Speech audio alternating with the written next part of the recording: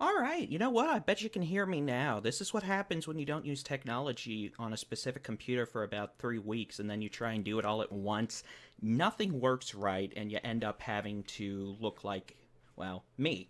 Just why I didn't bother folding my collar down. But hey, you know what? If you expected awesome, super duper broadcast quality television here, well, I'm sorry I didn't put powder on my bald head this evening, so there's going to be a reflection. But otherwise, hey, good evening. I am Texas Storm Chasers Baldy-in-chief David Reimer.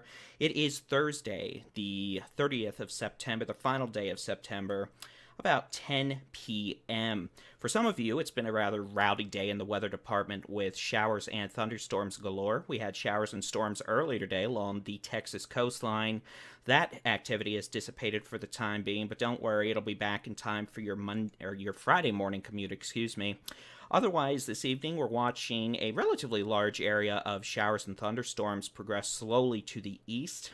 We've got storms in North Texas, extending southwest into the western hill country, still really back in the Concho Valley, and now moving into the Edwards Plateau. In fact, you can notice a severe thunderstorm warning just north of Del Rio. We'll look more at that thunderstorm in just a moment, but for the now, let's go ahead and take a look from north to south. You can see we've got rain moving into the DFW Metroplex.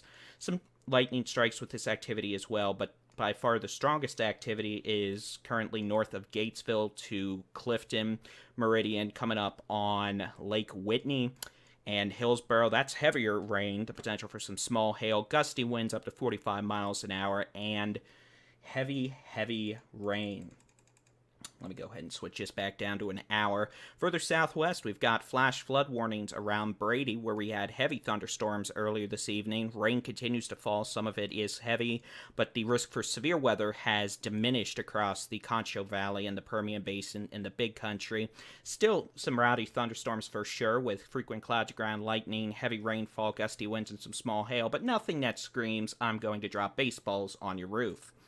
Farther southwest, we'll take a look at this thunderstorm north of Del Rio, heading towards Rock Springs. One moment, I'll switch over to a higher resolution weather radar product. That'll give us a better look at this thunderstorm. This is in a higher instability axis south of the cool front, where we could have some larger hail and the potential for some damaging straight line winds. With this thunderstorm, you can see it's got a little bit of a comma shape to it, indicating the potential for some damaging straight line winds. We'll try and switch over to a product that'll let us view the